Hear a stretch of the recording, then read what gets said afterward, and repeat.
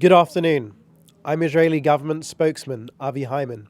This is day 132 of the October 7th war. First, an update regarding an important ongoing IDF operation in the Nasser hospital in Khan Yunis. As Rear Admiral Daniel Hagari has stated, we have credible intelligence from a number of sources, including from released hostages, that Hamas has held hostages at the Nasser hospital in Khan Yunis, and that there may be bodies of our hostages in the hospital facility. We have already proven with the Shifa Hospital, Rantisi Hospital, Al Amal Hospital, and many other hospitals across Gaza, Hamas systematically uses hospitals as terror hubs. Our intelligence shows over 85% of major medical facilities in Gaza have been used by Hamas for terror operations. Throughout this limited operation, the IDF has ensured that the Nasser hospital continues its important function of treating Gazan patients. In the north, yesterday, Hezbollah fired a substantial number of rockets from Lebanon into northern Israel. The Israeli Air Force immediately struck the sources of fire, hitting terror targets in Jabal el-Braj, Hune, Dunin, Adashit, Suana.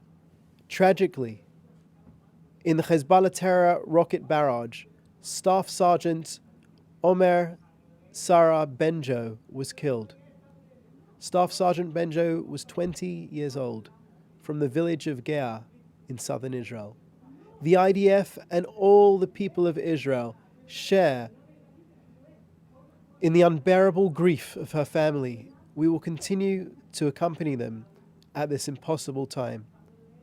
Her death brings the number of IDF fatalities since October 7th to 570. May their memories be a blessing. In the words of IDF Chief Herzi Halevi, we're having a tremendous impact in hitting Hezbollah in Lebanon. We're intensifying the strikes at all times. We know Hezbollah are paying a heavy price. We are ready for an even stronger offensive, and we will use all our tools and capabilities. Now an update from our forces working to destroy Hamas in Gaza. Over the past day, the IDF, the IAF, and the Navy have struck terror targets in the Gaza Strip, including destroying terror tunnels, destroying military compounds, and Hamas launch posts. And they've also killed over a dozen Hamas terrorists in Gaza City, Khan Yunis, and northern Gaza, including those who actively participated in the October 7th massacre. In the words of my Prime Minister, we will fight until we achieve total victory, and this includes taking forceful action also in Rafah, after we allow the civilian population to leave the battle zones. We are going to destroy Hamas. Not half of Hamas, not 3/4 of Hamas, all of Hamas. An update on the hostages. We continue to do everything to release the 134 hostages still being cruelly held in Hamas captivity and return them to their families. Alongside determined military efforts, Israel is in continuous contact through all diplomatic channels available to bring them home. On the diplomatic front, today Defense Minister Yoav Gallant stated that he had spoken to his counterpart, U.S. Secretary of U.S. Secretary of Defense Lloyd Austin. Defense Minister Gallant briefed Austin on the heroic operation to rescue 2 hostages. Defense Minister Gallant emphasized Israel's commitment to bringing the hostages home and the importance of military pressure against Hamas, as well as the threat of Hezbollah. Now an update from Kogat. Yesterday, 106 trucks carrying humanitarian aid were inspected and transferred to the Gaza Strip. So far today, 15 trucks have been inspected at Nitzana and transferred via the Rafah crossing, and 91 were inspected and transferred via Kerem Shalom. And finally, Sinwar in the tunnels. On Tuesday, we showed footage of Yahya Sinwar hiding in tunnels, attempting to escape and protecting only himself and his family. He doesn't care about Gazans. I've seen Sinwar's personal collection of 4 or 5 aftershaves in his underground suite. Sinwar, no amount of eau de toilette can cover the stench of your war crimes. Mr. Sinwar, we will bring you to justice. We are coming for you. And that ends our briefing for today. I'll take questions. First question from Jody Cohen, World is One News. What can you tell us about why the IDF have been operating in the hospital in Khan Yunis? What efforts were taken to protect patients? And what has been found there? So, Jody, thanks for the question. I'll refer you to a number of things. Firstly, the statement that I just made. Secondly, the statement made by Rear Admiral Hagari at the opening of the operation, in which he stated, but please quote him instead of me on this, he stated that we were in line with protocol. We've been in touch with some time with the hospital staff. They knew of the operation ahead of time. And we're doing our utmost to go after the intelligence that we have. And we will update, and I'm sure he will update when there's more information. But this is an ongoing operation. Next question from Melanie Lidman of AP. Given that there seems to have been no real progress on a negotiated solution for the Lebanon-Israel border conflict, is Israel now going on the offensive or looking to change the rules of engagement? Thank you.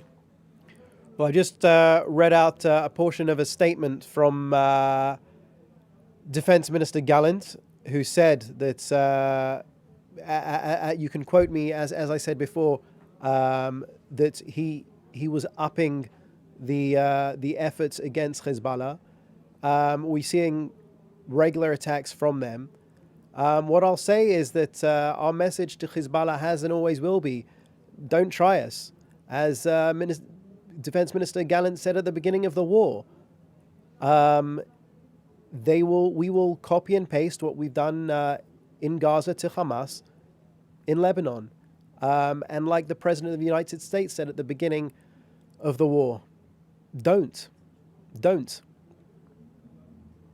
Next question from Dr. Abby Korb. Can you tell us how the rescued hostages are doing medically?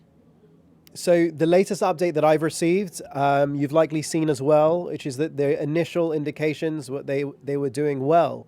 Now we know, because we've heard all of the testimonies from released hostages, that they were not held in situations and scenarios that were conducive to normal living conditions. Many of them really lacked food, lacked daylight, etc. Ultimately, even if they appear to be healthy somewhat as far as the initial inspections, the psychological trauma will likely stay with them until their last days. Next question from Mick Creever from CNN. What is your reaction to reporting from the Washington Post that the US and regional allies are working on a comprehensive peace plan that would include the pathway to a Palestinian state? So here in Israel, we're still in the aftermath of the October 7th massacre, perpetrated against us by a genocidal Palestinian terrorist organization, Hamas. Now is not the time to be speaking about gifts for the Palestinian people at a time when the Palestinian Authority themselves have yet to even condemn the October 7th massacre, and on the contrary, have suggested in official statements that it didn't happen or have questioned it. Now is the time for victory, total victory against Hamas, and we will continue on the path to victory. All discussions of the day after Hamas will be had the day after Hamas. Next question from Dr. Abby Korb. Can you comment on the hostage family charges against Hamas being made in the international court? No, I'll refer you to the lawyers working on that. That is not a government. I don't have a government position on that. Question from Jim Williams, Zenga International News Service, Washington, D.C. Any comment on U.S. CENTCOM that continued aggression by Iranian proxies would be met by alliance forces counterattacks like last week? Sorry, can I get the question again? I didn't catch the question. Any comment on U.S. CENTCOM that continued aggression by Iranian proxies would be met by alliance forces counterattacks like last week?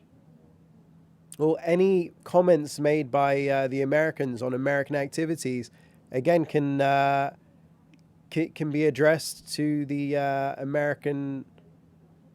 I'm not going to comment on their activity, other than to say that we're watching Iran's attempts to destabilize the area and to use their proxies to attack us and our allies constantly. We're watching very closely. Thank you. Okay, thank you very much. That's all we've got time for today. Join us again on Monday.